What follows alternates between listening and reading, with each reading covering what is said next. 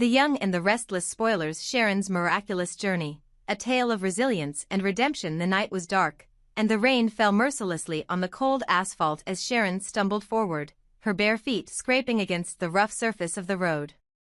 Each drop of rain seemed to echo her anguish, but also her determination. She had finally escaped the hellish prison that had confined her for so long, a place where her soul had been tested to its very core.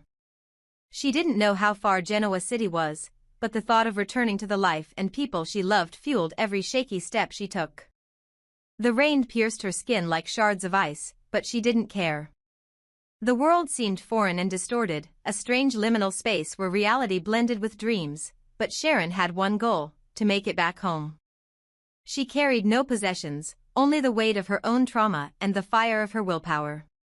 It was both a miraculous escape and a testament to her indomitable spirit. Still, the journey was grueling, and every passing moment tested her limits. A shocking reunion, Sharon and Mariah. As she reached the outskirts of Genoa City, Sharon's frail figure was barely recognizable in the dim light. Her hair clung to her face, soaked from the relentless downpour. And then she saw her, Mariah, her daughter. Sharon blinked, unable to trust her own eyes. Was this real? Or was it some cruel hallucination conjured by her exhausted mind? Mariah, standing under the awning of a nearby cafe, froze when she saw the figure approaching her. At first, she dismissed it as a trick of the light or perhaps her imagination playing cruel tricks. But then, as the figure drew closer, Mariah gasped, her heart pounding wildly. "Mom?" Mariah whispered, her voice barely audible over the sound of the rain. Sharon stopped in her tracks, her body trembling from the cold and overwhelming emotion. She tried to speak but could only manage a hoarse whisper. "It's me, Mariah. I'm here." For a moment, the two women stood frozen, staring at each other. Mariah's mind raced, trying to comprehend the impossible. Sharon had been presumed dead, or worse, lost forever in some inescapable torment. And yet, here she was, standing before her, flesh and blood. "No. This isn't real," Mariah stammered, backing away slightly. You're a ghost. Or I'm dreaming. This can't be real." "Mariah," Sharon choked out, tears streaming down her face despite the rain. "It's me. I'm alive. I've come back to you." Mariah's breathing quickened as the weight of Sharon's words began to sink in. Her legs gave out, and she dropped to her knees, overwhelmed by emotion. Then, as though breaking free from a trance, she sprang forward, wrapping her arms around Sharon in a desperate embrace. "Mom. Oh my God, Mom, you're alive." Mariah sobbed, her voice breaking with a mixture of joy, disbelief, and pain. "I love you so much. I thought I'd never see you again." Sharon clung to her daughter, her own tears flowing freely. The years of suffering, the fear, and the heartbreak all seemed to melt away in that moment. She had made it back, against all odds. But her ordeal wasn't over yet. The collapse, Sharon's struggle for recovery. As Mariah held Sharon tightly, she noticed how weak her mother felt. Sharon's body was trembling uncontrollably, her breaths shallow and uneven. "Mom, are you okay? You're freezing," Mariah exclaimed, pulling back to look at Sharon's face. I need to tell everyone. Sharon began, but before she could finish, her body gave out. Her eyes rolled back, and she collapsed into Mariah's arms. "Mom? Mom!" Mariah cried, panic setting in as she gently laid Sharon on the ground. "Help! Someone help us!" An ambulance arrived within minutes, rushing Sharon to the hospital. Mariah stayed by her side the entire time, gripping her hand and willing her to wake up. The doctors worked quickly, assessing Sharon's condition. While her physical injuries were minimal, her body bore no visible wounds, her mental state was another story entirely. The hospital staff determined that Sharon had endured extreme psychological trauma. The time she had spent in captivity had left deep scars on her mind, and she was teetering on the edge of emotional collapse. Mariah was devastated but refused to leave her mother's side. The uncertain future for hours, Mariah sat by Sharon's bedside, watching her mother's chest rise and fall with each labored breath. She thought about everything Sharon had gone through, the unimaginable pain and terror she must have faced, and it broke her heart. "Mom," Mariah whispered, gripping Sharon's hand tightly. "You're safe now. You're home. Please, wake up. We need you. I need you." But Sharon remained unconscious, her body and mind both in desperate need of rest and healing. The news of Sharon's return spread quickly. Friends and family began arriving at the hospital, each of them grappling with a mixture of relief and disbelief. Nick, Sharon's former husband and lifelong confidant, was among the first to arrive. He stood silently at her bedside, his expression a mixture of gratitude and guilt. "She's been through so much," Nick said, his voice heavy with emotion.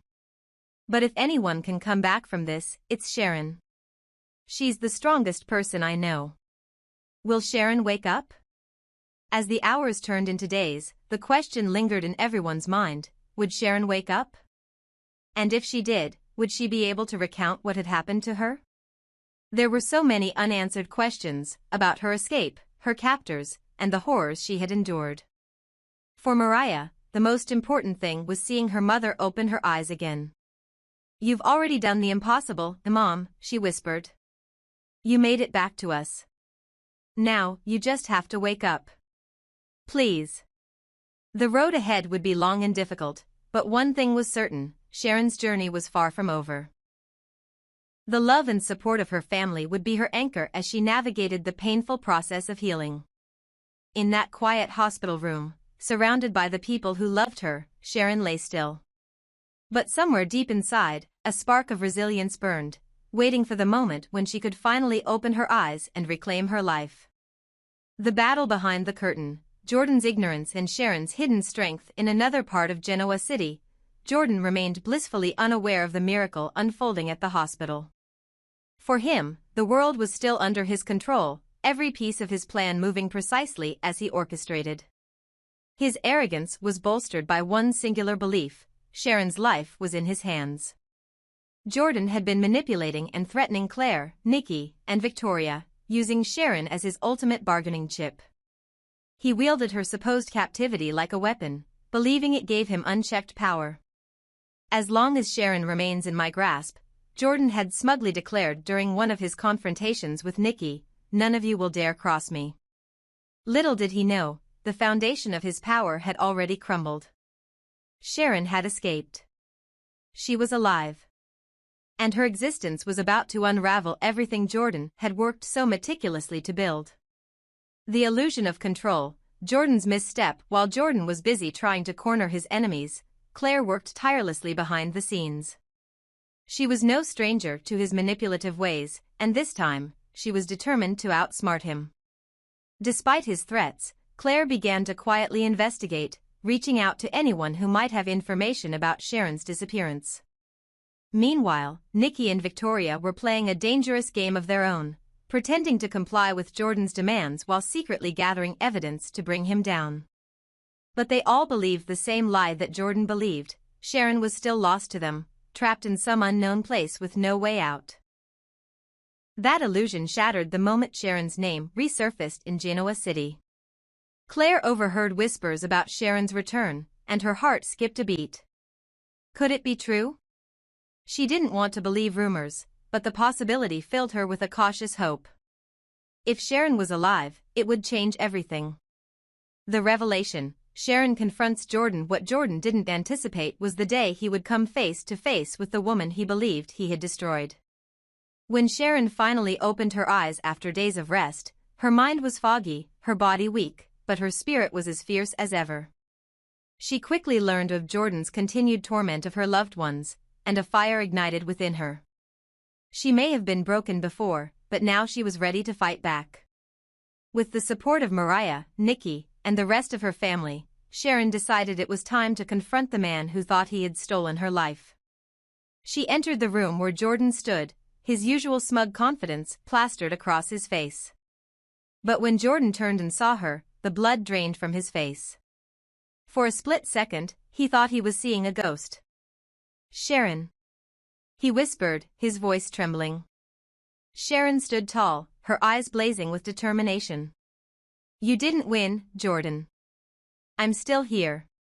Jordan's facade cracked, his mind racing to comprehend what was happening. This isn't possible. "You shouldn't be here," he stammered, backing away from her. "You thought you could take my life, my freedom, my family," Sharon said, her voice steady despite the anger simmering beneath it. "But you underestimated me, Jordan. You underestimated all of us." Jordan's panic turned to desperation. He tried to regain control of the situation, his voice rising in anger. "Do you think this changes anything? You're still weak, Sharon. You don't have the strength to fight me." But Sharon only smiled, her strength drawn from the family and friends standing behind her. "I've already won, Jordan. You just don't realize it yet."